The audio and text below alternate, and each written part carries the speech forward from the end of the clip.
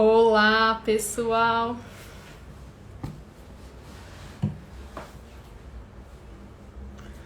Boa noite a todo mundo que está chegando. Oiê, tudo bom? Saudades de todos vocês que estão entrando. Faz muito tempo que eu não vejo, não converso.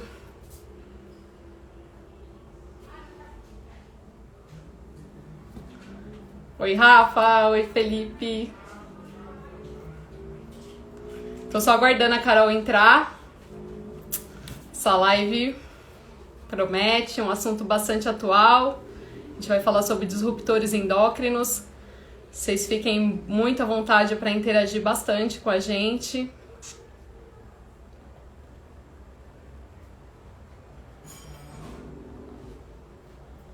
Estamos só aguardando a Carol entrar. Assim que ela chegar, a gente começa.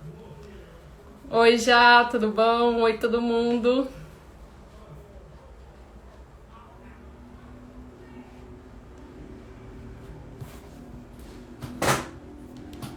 Opa, a Carol chegou. Nossa convidada de hoje. Eu vou convidar ela aqui.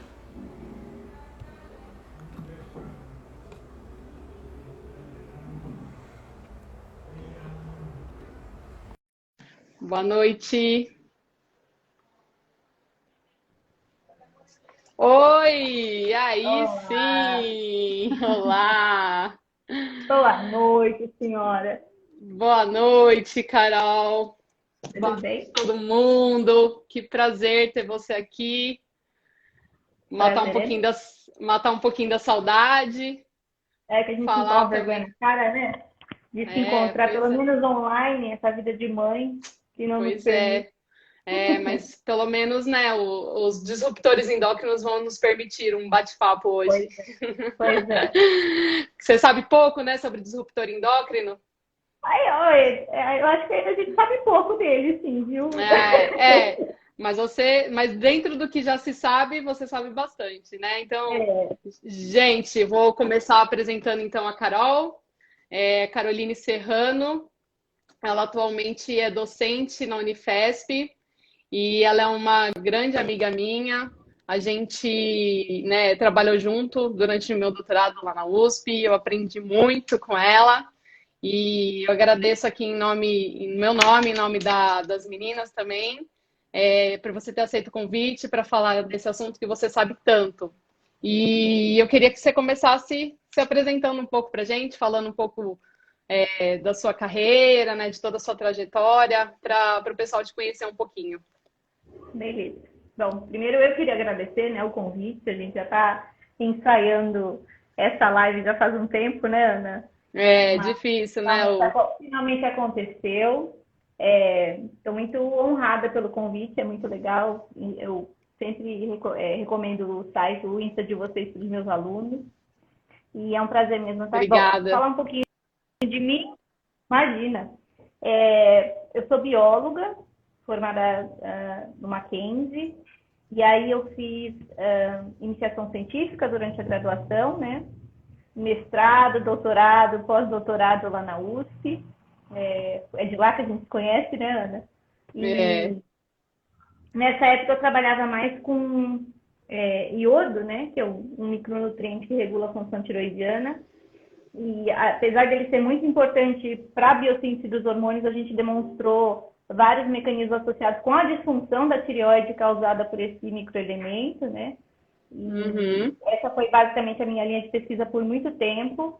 E aí, enquanto eu estava no pós-doutorado, eu escrevi um projeto universal, né, para o CNPq, e aí eu fui contemplada, e aí sim que eu mudei a minha linha de estudo para os desreguladores endócrinos, né, que aí eu estudava uhum. os efeitos de dois desreguladores, o nitrato e o perclorato, na função da tireoide, na programação da tireoide, né, e, enfim, aí depois que eu terminei meu pós-doc, eu trabalhei 2 anos no Einstein como pesquisadora visitante, e em 2019 eu passei num concurso na Unifesp, então agora eu sou docente na Unifesp, no Departamento de Ciências Biológicas de lá, no campus de Adema, e é lá que eu estou tocando a minha linha de pesquisa desde então. Que também é Perfeito. voltada para esses efeitos, né, dos contaminantes ambientais, dos reguladores endócrinos na função da tireoide, especificamente, né? A tireoide é a minha glândula de estimação. A Sim, gente eu. é Muito do que eu. muito tempo de amor, assim, né? Aí não dá para abandonar a glândula. A gente abandona o Sim. contaminante, o que desregula a glândula, mas a glândula continua Mas a sendo ela. glândula, a gente sempre tá A aí em cima glândula querendo de estudar, estimação. né? Sim, gente, a Carol tem trabalhos brilhantes. Ela é uma pesquisadora, né? Eu sou suspeita para falar, incrível. E você esqueceu de falar também que no meio de tudo isso, né? Você viajou também aí por alguns Ah, pedacinhos do mundo, aprendeu é. muita coisa, né? Espanha, Estados Unidos, Argentina. Ela vai fazendo contato com todo mundo. Uma pessoa pouco sociável, gente. Isso É, né? Não, mas eu fiz parte do doutorado e do pós-doc eu fiz uma parte nos Estados Unidos, na Argentina, e no pós-doc eu fiz para Espanha. sim. E foi muito E no bom. final, Carol, se você tiver vaga de iniciação, de mestrado, de doutorado, Tem, pós-doc, tem. aí você pode fazer Deixa eu contar. oferecer, abrir as vagas, né? Que às vezes tem gente assistindo, querendo, procurando, né? Buscando alguma linha de pesquisa, alguma vaga de iniciação, um mestrado, enfim. Com Aí a certeza. gente no Temos finalzinho pode falar sobre isso, então. sim, com certeza. Bom, então vamos começar a falar do assunto que todo mundo, né, veio aqui hoje aprender mais um pouquinho, que é sobre desreguladores endócrinos ou disruptores endócrinos. É um assunto bastante atual, né, bem polêmico. E aí acho que a gente podia começar definindo, né, o que são os disruptores endócrinos, né, e de que maneira a gente está expostos a ele, mas enfim, o que são eles, né? Quem são os disruptores endócrinos? Na verdade, o termo disruptor, né, ele é recente, ele é da década de 90, mas os efeitos nocivos desses componentes eles já são estudados há algum tempo e eles Uhum, sempre foram considerados assim um tema tabu, né? Porque uhum, tem muitos interesses obscuros atrás de alguns contaminantes que são classificados como desreguladores endócrinos. Então, uhum, apesar de ser como você disse, um tema que agora está em alta, né? uhum. Na Europa, nos Estados Unidos, ele já vem há algum tempo mostrando, alguns laboratórios estudam eles há algum tempo, né? Então, o desregulador Uhum, endócrino é qualquer componente, seja ele natural ou sintético, né? Seja ele uhum, encontrado na natureza ou produzido pelo homem, que vai interferir com o funcionamento do sistema endócrino, né?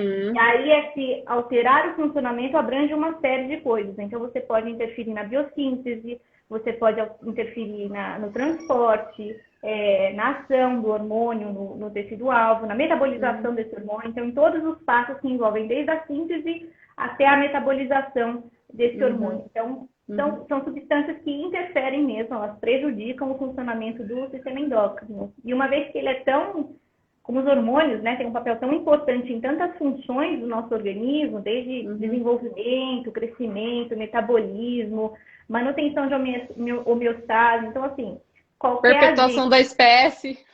Exatamente. E grande parte dos estudos focam justamente nisso, né? Qual é o Uhum, impacto desses contaminantes, desses desreguladores na reprodução, porque realmente uhum, já tem bastante evidência que a gente tem efeitos nocivos dessa substância na reprodução da espécie humana. Já tem alguns uhum, dados de animais que sofreram influência do trato reprodutivo por conta da exposição, uhum, mas o foco sempre, né? Nós somos uma espécie egocêntrica, né? O uhum. foco É sempre nossa. vai para o humano. Então, Sim. tem sim bastante alarde, principalmente a maior parte dos investimentos é feita em pesquisa no sistema reprodutor por isso, né? Porque você tem um Uhum, comprometimento mesmo na capacidade reprodutiva da espécie uhum, humana, né? A gente quer uhum. perpetuar a espécie. Então, o que está Sim. acontecendo?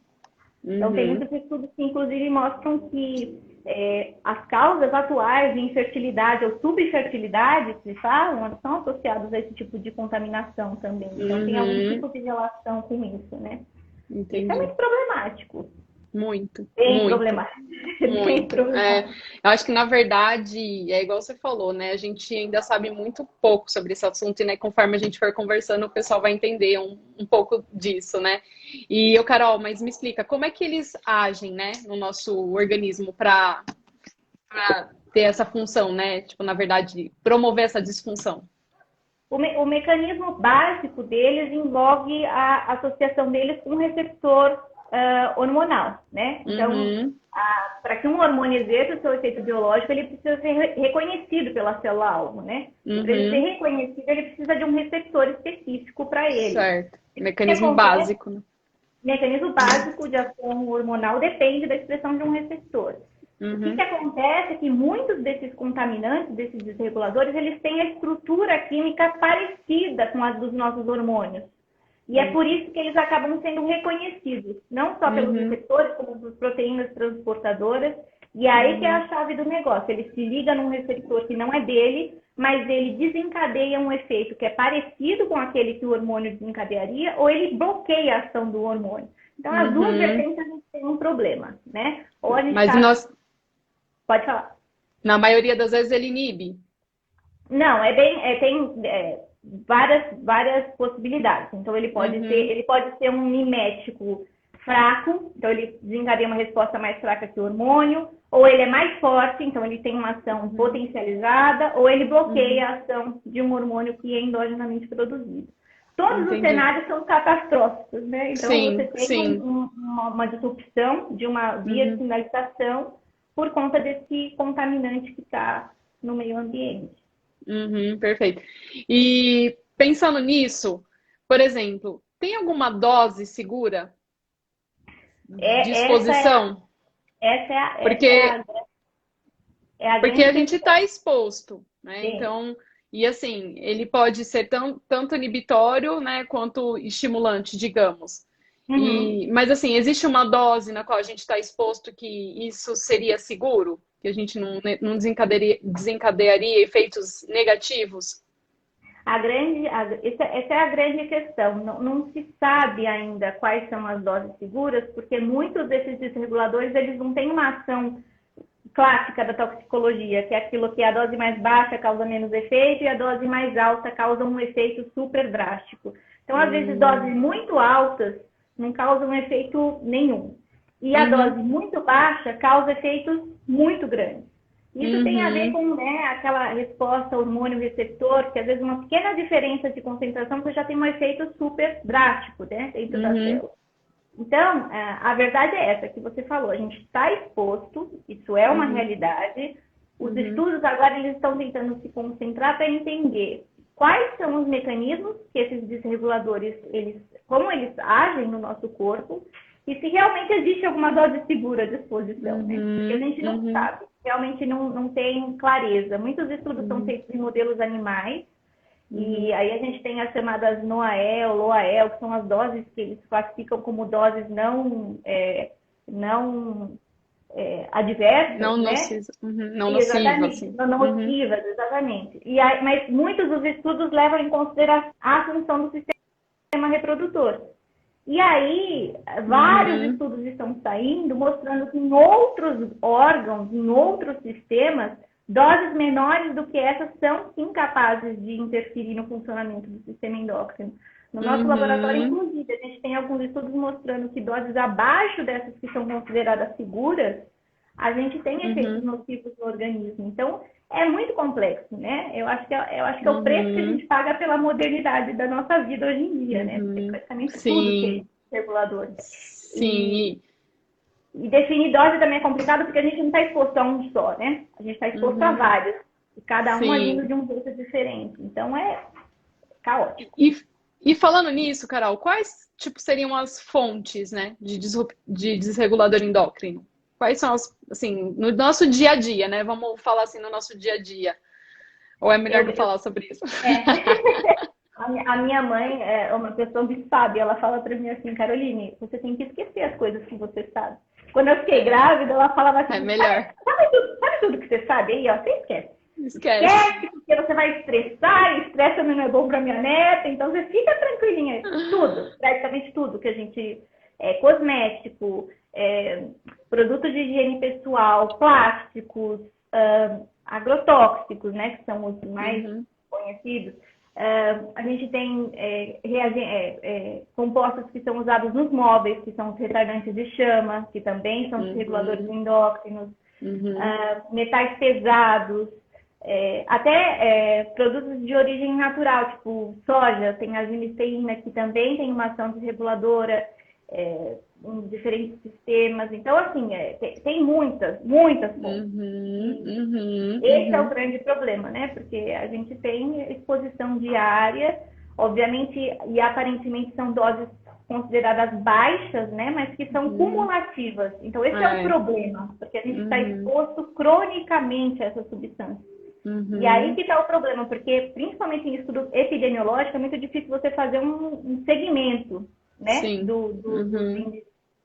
Tanto que um dos estudos que mais demonstrou assim a capacidade deles causarem problemas nocivos no organismo foi uma droga que usavam na década de 40, 70, que chamava diestildestrol.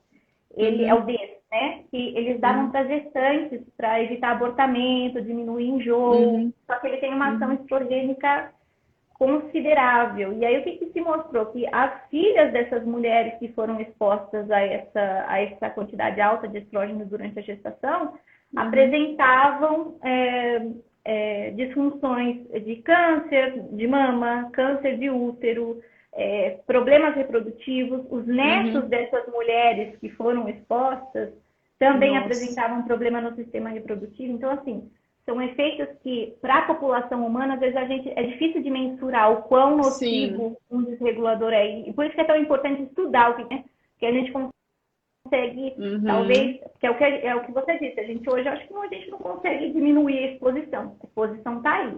Mas talvez diminuir um pouco, ou então se proteger com alguma coisa, Igual, outra coisa que eu acho legal, importante falar aqui, né, exemplificar, já que a gente tá falando de fonte, né, igual a gente falou, você falou plástico, né, tá, beleza, no plástico tem o desregulador endócrino, mas de que maneira, né, a gente faz contato com isso, né? Então, eu acho que é bem importante, porque assim, a gente usa muito, né? A Ana sabe melhor que eu, que era a maníaca da Tupperware lá no laboratório. Não deixava ninguém esquentar. Nossa chefe, inclusive, né? Terezinha, esquentava a comida no plástico. Eu queria matar a Tereza por isso, mas muita gente, né? Por muito tempo. O Tupperware é da nossa geração. Então, assim, o problema é no aquecimento e no resfriamento. Então, são ligações que elas são fracas, né? Então, você usa o plástico ou para tolerável, que é no caso dos ftalatos, ou torna ele mais resistente, que é o caso do bisfenol A, né, que é usado em policarbonato. Então, garrafa plástica, garrafas de água que a gente usa. E a questão é quando você aquece, esse desregulador ele vai para a água, vai para o alimento, e é a partir daí que a gente acaba se contaminando. Ingerindo. Né? Exatamente. Ou seja, então a gente, em tese, está exposto a isso desde bebê, né? Porque nossas mamadeiras, elas, né, eram fervidas, esterilizadas pelas nossas mães, então a gente estava livre, né, de qualquer bactéria, mas bombando, né, de bisfenol A. Então, ou seja, a gente está exposto. Está exposto desde pequeno. E te digo mais. A gente já está sofrendo as consequências dessa exposição desde a gestação das nossas avós. Porque as células germinativas da sua mãe e da minha mãe já estavam expostas a esses contaminantes. Então, isso também é outra coisa, uma outra vertente de estudo dos efeitos multigeracionais, transgeracionais dos contaminantes ambientais. Então, às vezes, a exposição até pula a geração. Você vê um efeito mais drástico numa geração seguinte do que aquela que foi inicialmente exposta. Era exatamente isso que eu ia te perguntar. Se existe, tipo, diferença na fase de exposição. Então, na fase da vida no qual a gente está exposto, né? Porque a gente é exposto desde, igual você falou, né? Intraútero. Então, existe diferença, né? Nessa fase na qual a gente está exposto? Eu estou rindo até porque tem uma amiga, a minha aluna perguntando se a Bia tem chupeta. Ela está tirando uma com a minha cara, né? Tem chupeta. Sinto culpa por isso, Érica Cássia, você está danada. E o chupeta tem estalato, né? Que é um desregulador que, inclusive, essa danadinha estuda. Então, é um caso à parte. Enfim. Tem diferença sim na fase de exposição, então a gente diz assim que são as janelas de exposição, né? São janelas de maior suscetibilidade aos efeitos nocivos. Então, A gestação é um período, o pós-natal é outro período de janela de exposição mais drástico, a gente tem a puberdade também e a senescência, né, na terceira idade. Então, em teoria, a vida adulta seria uma fase de exposição mais segura, se você não levar em consideração tudo aquilo que você já foi exposto antes, né? Porque a gente tem uns mecanismos de programação. Então, você pode ter sido programado anteriormente e isso acontece. Por que as fases iniciais são tão problemáticas? Primeiro, porque a gente não tem sistemas maduros de detoxificação no nosso organismo. Então, o fígado é um órgão muito importante para a gente fazer a detoxificação. A gente tem receptores que reconhecem essas substâncias e que ativam vias de metabolização para degradar essas substâncias no corpo. Isso é imaturo no feto, né?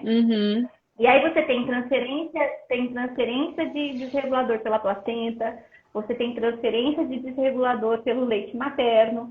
Então você acaba tendo contato com isso em diferentes fases e fases que são consideradas cruciais, né?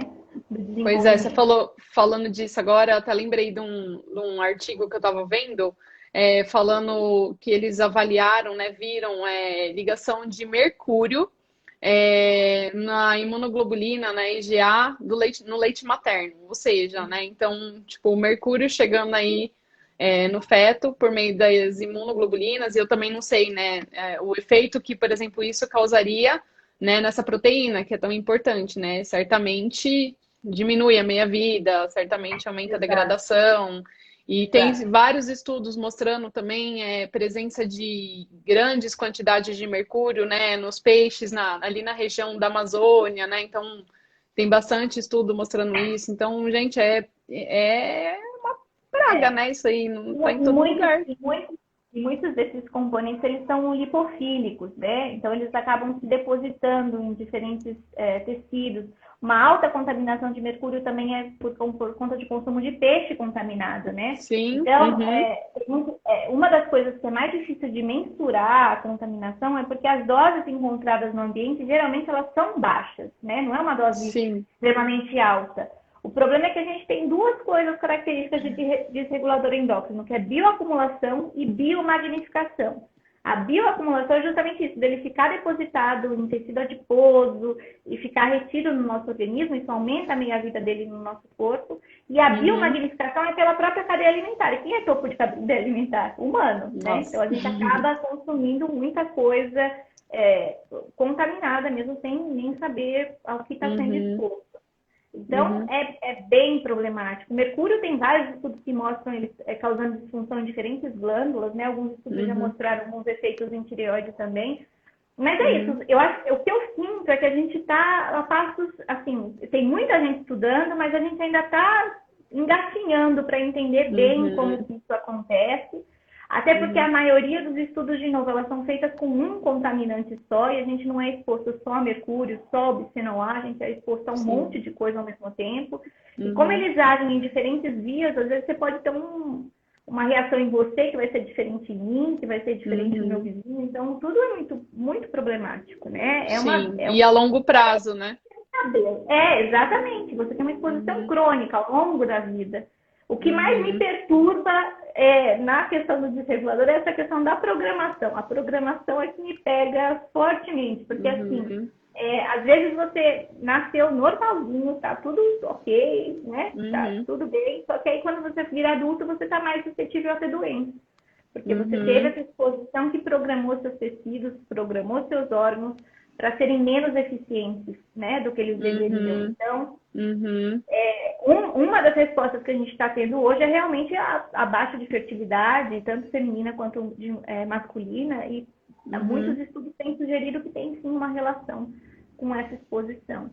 E eu acredito também que muito dos cânceres, né, que a gente vê hoje, desse número alto de câncer, que às vezes a gente não consegue, né, entender, assim, a causa exata, eu acho que também tem muito a ver com esse grande número de disruptor endócrino que a gente está conhecendo agora e muitos que a gente nem conhece, nem sabe, né? Porque eu acho que, assim, a outra pergunta que eu gostaria de fazer é, assim, como que você define, né, o que é um disruptor endócrino, né? Como que você define isso? Por exemplo, o mercúrio é um disruptor endócrino, né? Para descobrir que o mercúrio é um disruptor endócrino, para descobrir que o bisfenol A é um disruptor endócrino, eu acho que não é tão simples assim, né? Porque na verdade é um tiro no escuro, né? Você tem que definir muito bem qual tipo que você vai analisar. Como eu disse para você, muitos deles se ligam em diferentes receptores e é muito complexo, né? De você avaliar o que é efeito, em que sistema endócrino que ele está interferindo. Então a gente normalmente usa modelos animais, modelos in vitro, né? Mais específicos para determinados tipos de células. Só que a questão é que quando você interfere em um sistema endócrino, você está interferindo com todos, porque nosso organismo é tipo uma orquestra, né? Você perder um participante, aí você está lascado. Então, assim, ainda todo o mais se resto tratando de hormônio. Exato, que age no corpo todo, que tem efeito em todas as fases da vida, é muito complexo. Muitos deles, inclusive, como eu falei, eles são muito parecidos com o estrogênio ou com o androgênio. Então, assim, são hormônios que têm efeitos sistêmicos absurdos, né? E aí eu acho que isso que você fala, acho que pode ter a ver até com a pergunta que a Isa acabou de fazer, né? Se existe algum regulador endócrino muito relacionado ao câncer de mama. Tem já estudo mostrando isso, Carol?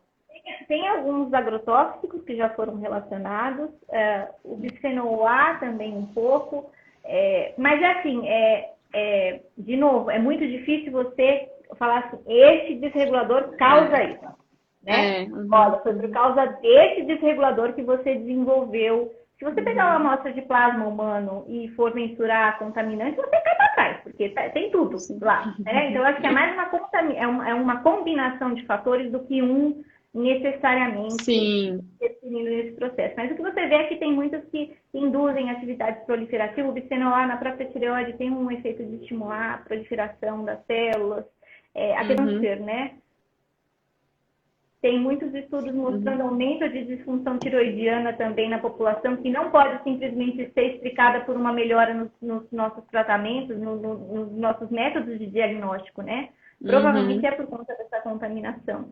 Então, tem muitos estudos tentando correlacionar, e você fica cada vez mais assustado, né? Eu brinco que a gente precisa comprar uma bolha de vidro, porque tem que ser de vidro muito fácil, pode enfiar lá dentro e ficar.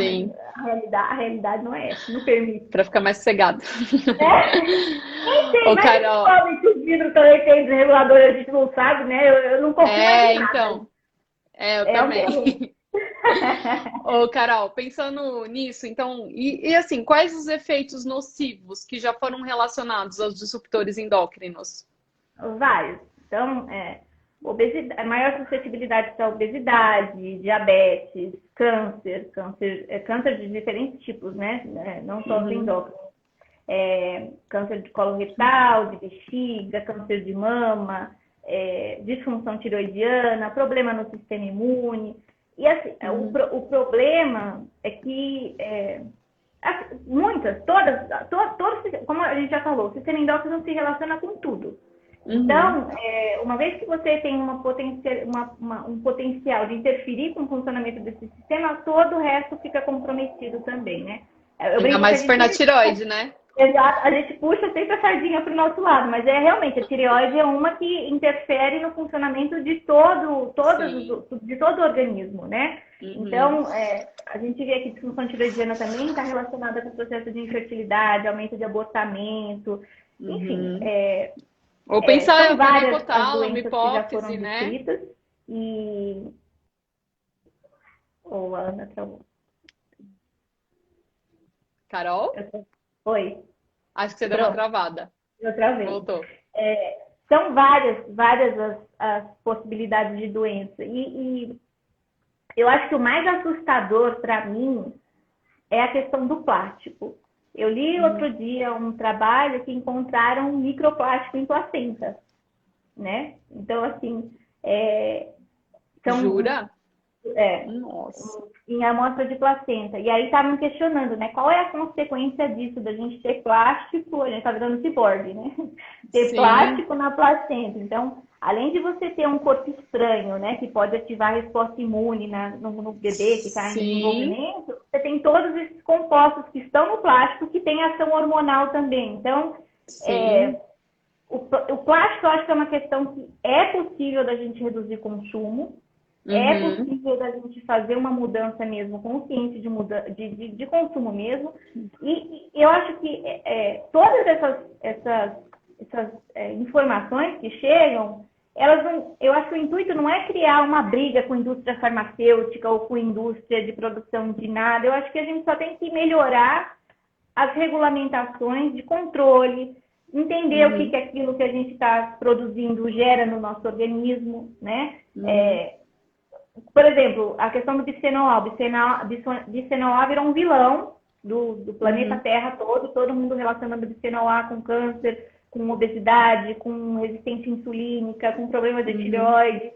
Aí o que fizeram? Tiraram o bisfenol A, né? Isso, é isso que eu ia te perguntar. Eu falar, tudo que você compra agora é bisfenol A free. Não, eu falei numa palestra uma vez que assim, tiraram o bisfenol A até da onde eu não sabia que tinha. Tipo, como assim tinha bisfenol A? Na roupinha da criança tinha bisfenol A, eu não sabia. Fui em loja de criança aí que você vê, né? Porque como teve essa questão da ISDEM ter feito uma campanha para retirar o bisfenol A da mamadeira, aí tudo tem bisfenol A. Agora nada tem bisfenol A, entendeu? Nada tem.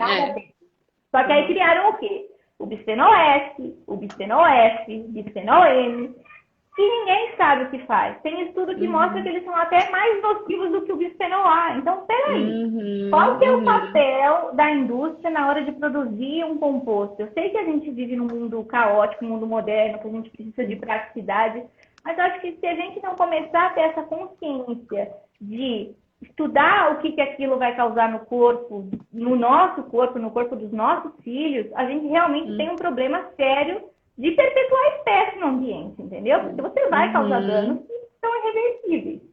Então, é muito problemático. E é um estudo, né, que vai além, né, que tem que ter um estudo também econômico por trás disso, né? Porque igual a Jamile está falando, tem uma limitação econômica também, né? Ainda mais se a gente for pensar no Brasil, né? Em países subdesenvolvidos. O plástico é muito mais barato. Então, além de tudo, a gente ainda tem esse problema, né? Para lutar, essa realidade para lutar. E como é que está essa questão, por exemplo, aqui no Brasil, né? Em relação à legislação desses desreguladores endócrinos aqui no Brasil, Carol? Em relação, por exemplo, a países mais desenvolvidos, né? Que sei lá, tem pesquisa um pouco mais forte. A gente está no período pré-fetal. É muito. Olha, a gente não tem regulamentação de contaminação do meio ambiente com esses contaminantes, então a gente sabe que tem muita contaminação de lençol freático, sabe que tem contaminação de fontes de água, a gente sabe que tem contaminação de solo, mas a gente não sabe o quanto. Então, nesse ponto, Estados Unidos, Europa, tem uma regulamentação de análise mesmo de contaminação muito mais forte. E por que é tão importante eu saber o quanto que eu estou, quanto que está contaminado? Porque aí eu consigo meio que determinar o que está sendo exposto. A Europa, faz uns 2 anos, lançou um edital bilionário, muito dinheiro, para fazerem pesquisa básica, pesquisa translacional, só voltada para isso, para entender como que as coisas afetam, como esses contaminantes afetam o corpo.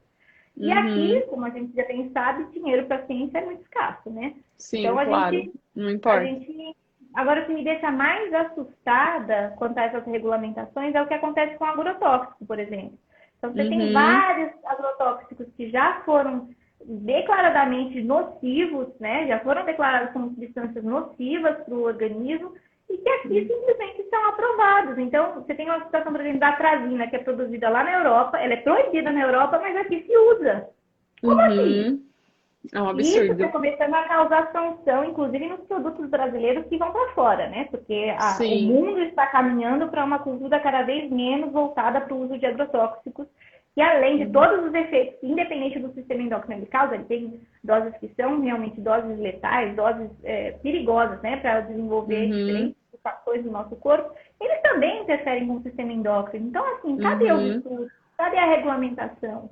né? Uhum. E aí você também tem um outro lado que, assim, tem gente que até tem medo de trabalhar com essa área por conta da pressão que você sofre, do lobby que você sofre, da indústria mesmo, né? Porque quando você Uhum. começa a bater de frente com gente que tem poder, né? Mais poder. Uhum.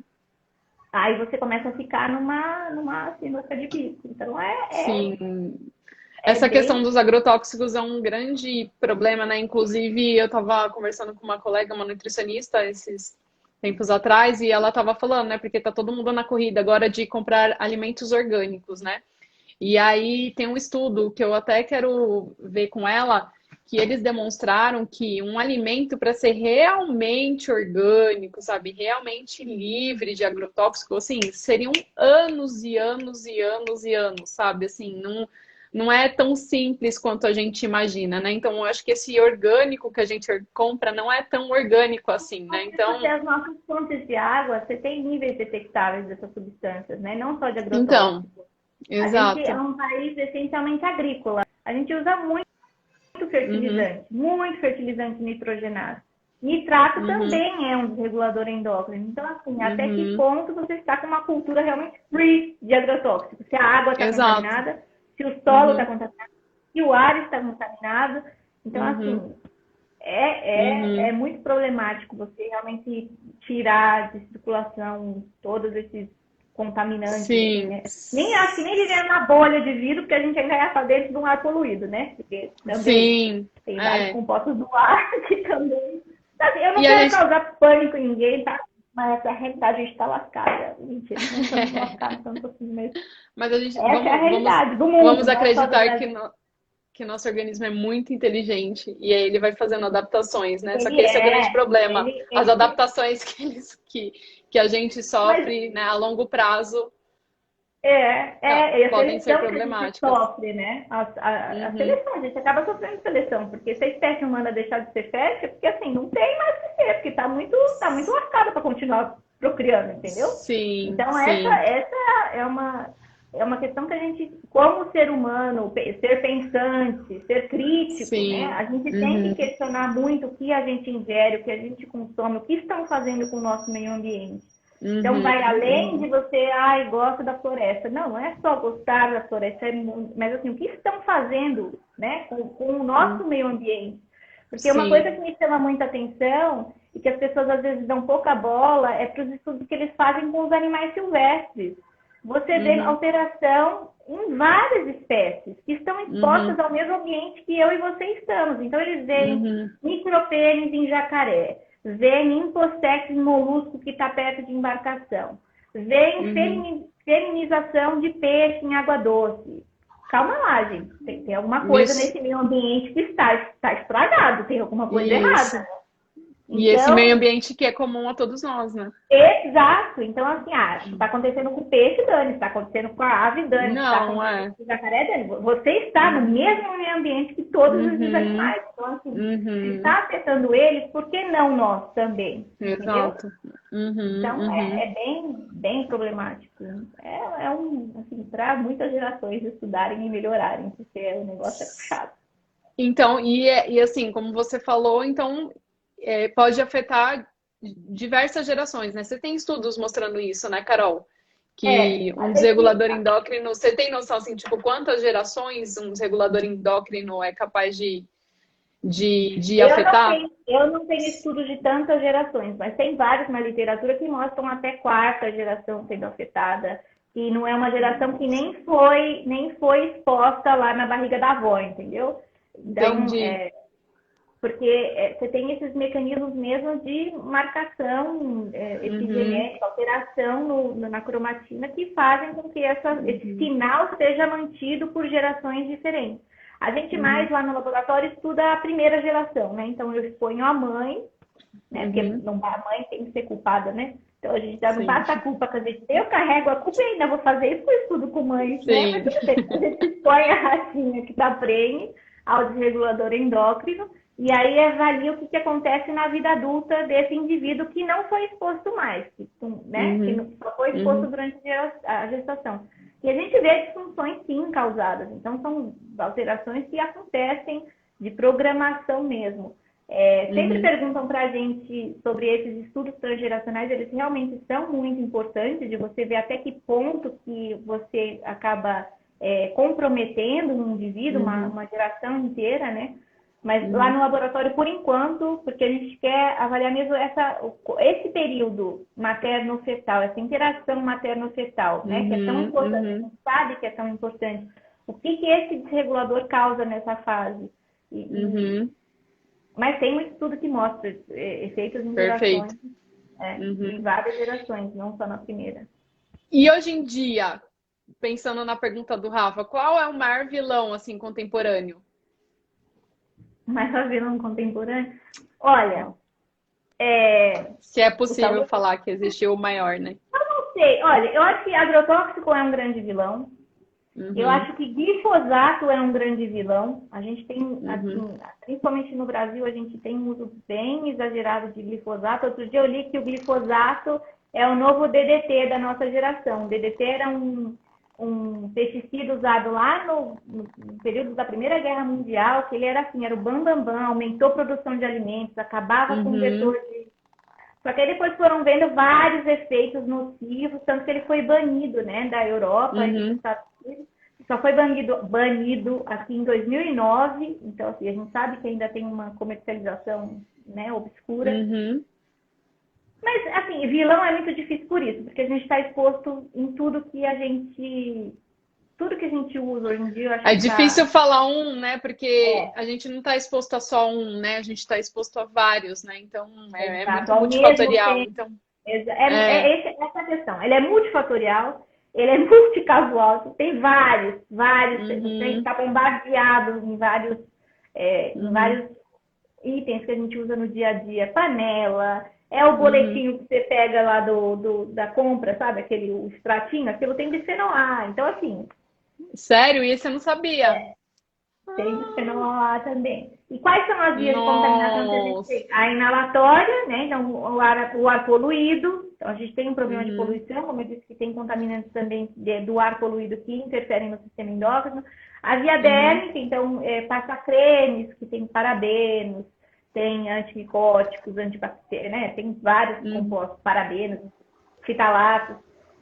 Você tem a água que está contaminada também, né? E até que ponto ela está, a gente não sabe, porque não tem regulamentação. Então, assim, acho difícil a gente escolher um vilão. Eu acho que são muitos, né? A questão agora é entender como cada um age.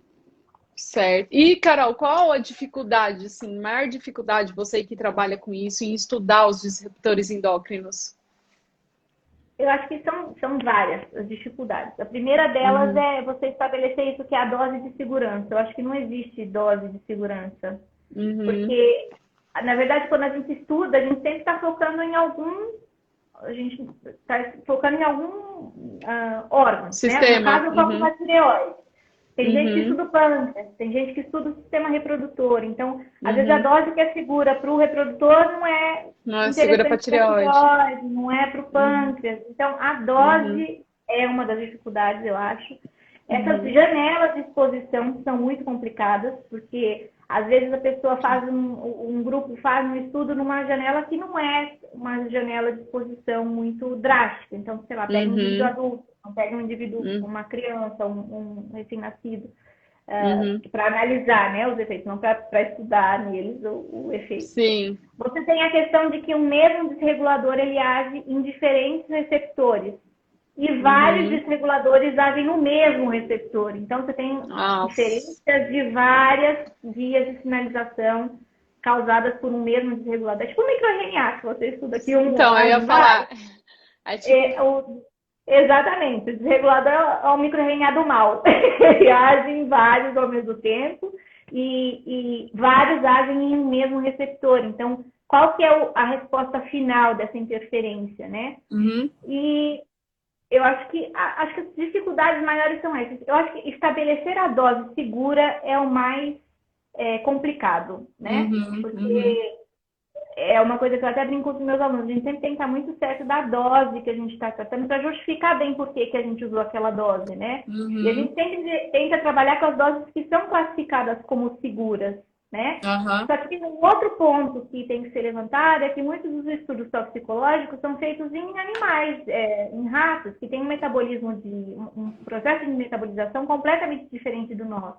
Sim. Então, sempre você vai ter uma limitação, né? E sempre o referente vai perguntar para você assim, mas essa dose, ela é representativa para o ser humano?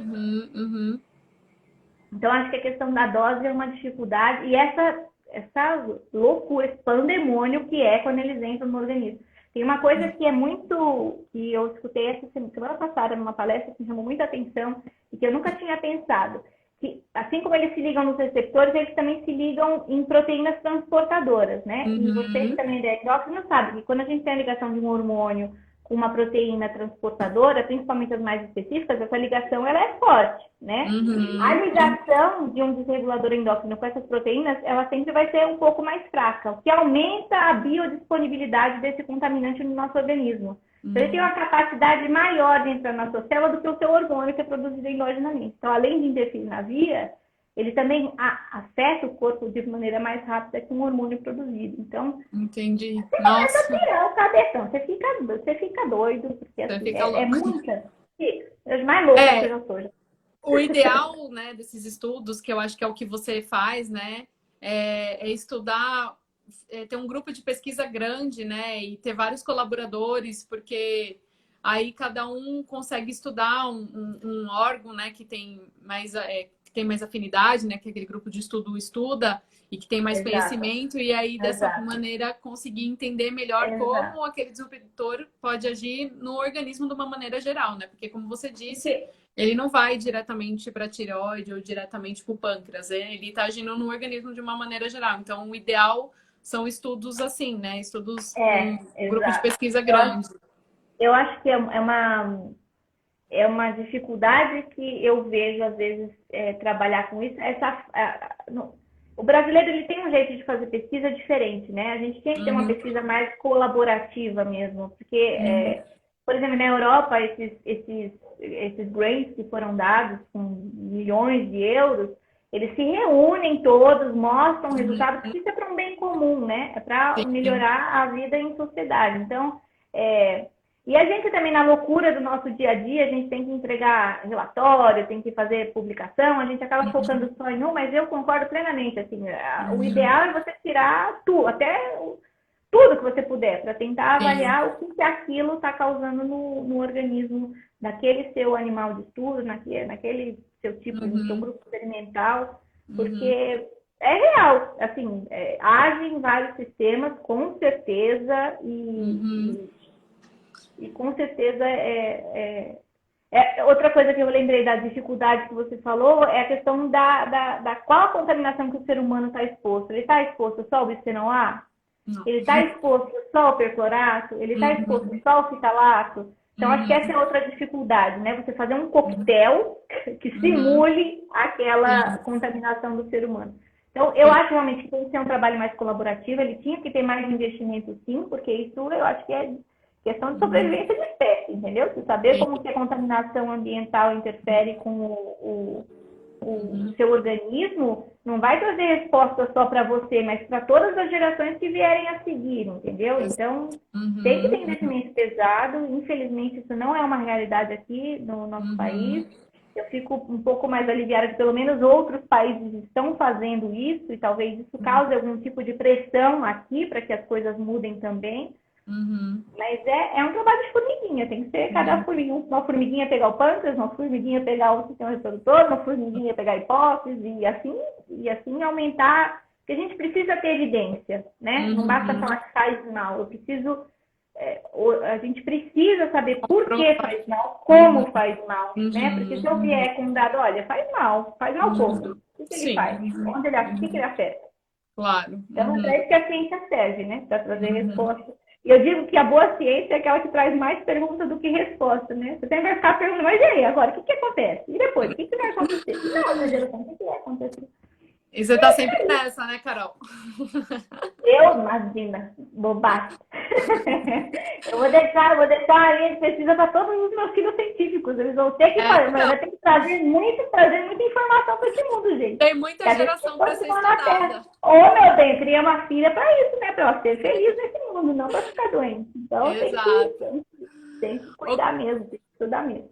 Ô, Carol, pensando, tem uma pergunta assim, que eu achei interessante aqui, que é, por acaso tem algum antídoto desses desreguladores? Né? Ou de algum, pelo menos? Muitos desses contaminantes, eles causam estresse oxidativo, né? Então, tem alguns estudos que mostram alguns agentes antioxidantes sendo usados para tratamento e tal. Mas, de novo, é muito complicado você achar um antídoto se eu não sei o que ele faz. Ou com quem ele interfere. Ou se ele só interfere aquele órgão, não interfere o outro. Então, assim, o ser humano, esse é o problema do ser humano, né? Ele não quer resolver o problema, ele quer a cura para um problema que ele pode resolver. Sim. Então, assim, a gente tem que estudar, entender como que ele funciona, para aí sim começar a estabelecer alguns tipos de... Porque senão vai começar todo mundo a tomar antioxidante aí. E eu acho complicado também essa questão, porque do antídoto, né? Porque assim, igual os desreguladores, né? Eles são muito, muito, muito parecidos com algum dos nossos hormônios, né? Então, assim, ele tem estrutura muito parecida. Então, você utilizar alguma coisa desse nível, né? Você, de qualquer maneira, poderia estar... Da mesma maneira que o desregulador, né? Você poderia estar inibindo ou, você está pondo um outro fator, né?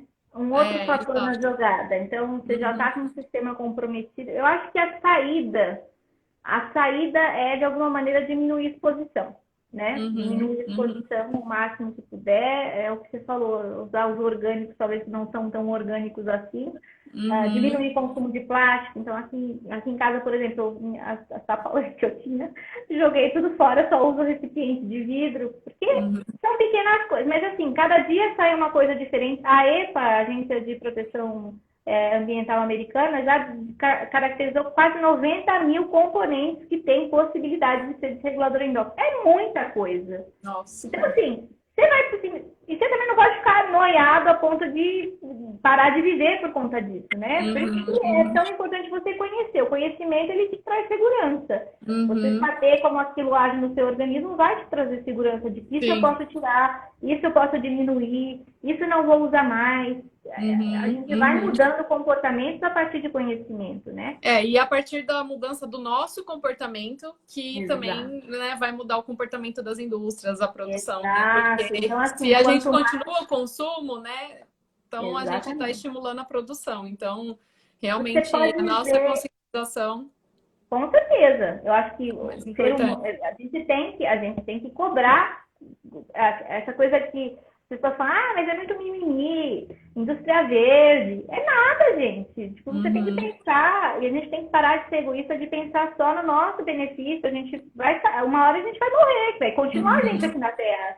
E terra, que planeta Terra eu quero deixar para quem vai ficar aqui, entendeu? Então a gente tem que cobrar sim, a gente tem que estudar sim. É o que eu falo também para os meus alunos, às vezes não encontrar um efeito é uma resposta sim, então assim, o não também é uma resposta importante nesse caso. Olha, este contaminante, ele não causa problema na tireoide. A informação é o que a gente tem de mais precioso, o conhecimento é o que a gente tem de mais precioso. Eu só posso lutar por algum direito se eu souber o porquê que eu estou lutando por aquilo, né? Olha, já me disseram que isso faz mal, eu não quero mais que usem isso nesse produto. E não vai ser só eu, Caroline, você, Ana Cá, sabe? A gente tem que começar a se mobilizar contra coisas que já foram classificadas como nocivas para o nosso organismo. Então, perfeito. Eu acho que é isso. A gente tem que lutar para ter um planeta melhor mesmo. E tem que fazer tudo, doa quem doer. A gente sabe que a gente lida com indústrias muito fortes. A gente tem... enfim, o mercado está aí para isso, né? Para lucrar. Mas a gente tem que ver até que ponto o lucro ele é benéfico para o ser humano, né? Para o ser humano todo. Inclusive ele está tentando vender uma coisa que é tóxica. Então, é bem... É problemático, assim. É para fazer terapia mesmo. Vou começar a fazer terapia por causa do regulador endócrino. Mas é uma realidade. Sim. Carol, infelizmente, né? Nossa, agora só faltam 5 minutos para terminar nossa live. E eu queria que, antes de terminar, você deixasse, né, uma mensagem final e que você também falasse sobre sua linha de pesquisa, né? Falasse um pouco do seu estudo, né? Que tem tudo a ver com a live de Sim. hoje. Bom, a primeira é compre uma bolha de vidro. Como é que é? Compre uma bolha de vidro. Ah. Mentira. Não, é assim, eu acho que a mensagem que eu queria deixar é isso, que conhecimento é poder, né? Então, quando a gente começar a usar o conhecimento a nosso favor, a tornar esse conhecimento científico palpável para a sociedade, né? Porque eu acho que também é uma dificuldade que às vezes a gente tem como cientista de trazer informação para o público em geral, né? Então, eu acho que o conhecimento é poder. Então, se eu sei que um contaminante, que um determinado elemento, ele é nocivo para o meu organismo, a gente tem que, sim, diminuir a exposição, a gente tem que lutar para que aquilo não seja mais utilizado, a gente tem que ter voz, né? A gente não pode só ficar recebendo as coisas porque o mundo quer que seja assim. Não pode ser. Então, a gente tem que ter força e cada vez mais estudos realmente para elucidar bem o que esses contaminantes fazem no nosso organismo e não só pensar em ser humano, no meio ambiente como um todo, né? A gente está acabando assim com biodiversidade no planeta inteiro. Então, isso impacta direto na nossa vida, né? Exatamente, a gente tem uma responsabilidade com o meio ambiente que a gente tiver, como se a gente estivesse bagunçando a nossa casa e tá tudo certo, entendeu, Lasca? Quebrei uma cadeira, quebrei uma mesa, quebrei a minha cama, e aí, depois vai morar onde, né? Então, eu acho que a gente está num passo que a gente realmente está muito exposto, a gente esteve por muitos anos muito exposto, mas eu vejo uma movimentação interessante no sentido de conscientizar melhor a população, de conscientizar as pessoas de que alguns comportamentos podem ser mudados. E isso eu acho que é o que as pessoas que estudam esse campo é o que trariam de melhor, assim, você trazer uma melhora, uma qualidade de vida para as pessoas, não só para nós, mas para gerações futuras, né? Sim. Então, eu acho que estudar esse tipo de coisa, essa linha de pesquisa, né, de contaminantes e tal, ela é um pouco assustadora, ela tira um pouco o sono, mas eu acho que ela é extremamente importante, porque ela traz conhecimento, traz informação para que a nossa espécie se perpetue, se mantenha aqui, né? Em gerações que transcendem a nossa, né? Então, não só se perpetue, mas também quem, né, for viver, viva melhor, né? Exato, viva bem.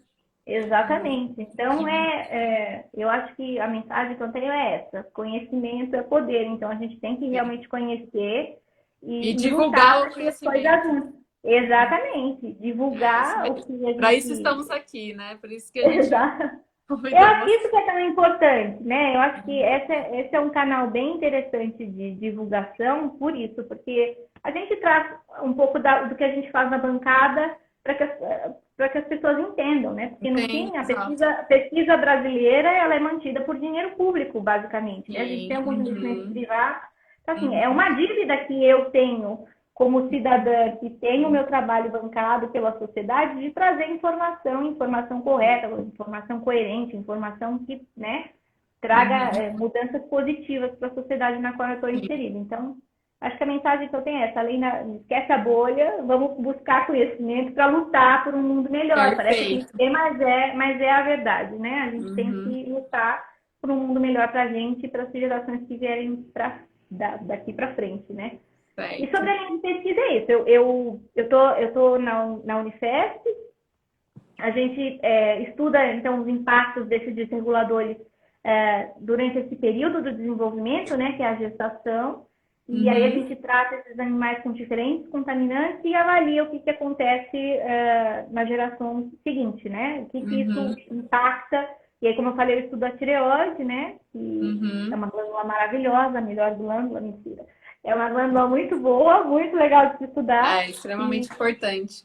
Exatamente, que tem consequências em metabolismo, crescimento, desenvolvimento. Em tudo. Então, assim, em tudo. Então, a gente avalia essa exposição materna e as consequências que ela tem tanto para a mãe, né, quanto para esse feto que vai virar um indivíduo adulto. Uhum. A gente tem vaga de mestrado, doutorado, de iniciação científica.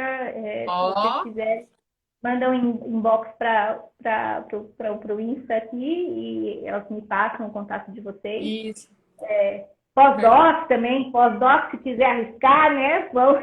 Olha, Já chamei, meu já olho chamei Ana brilhou para isso. agora. Já chamei Ana para isso também, né? Nos nossos bate-papos, porque é isso, a gente precisa de gente, né? A gente tem que lutar para manter a ciência viva nesse país.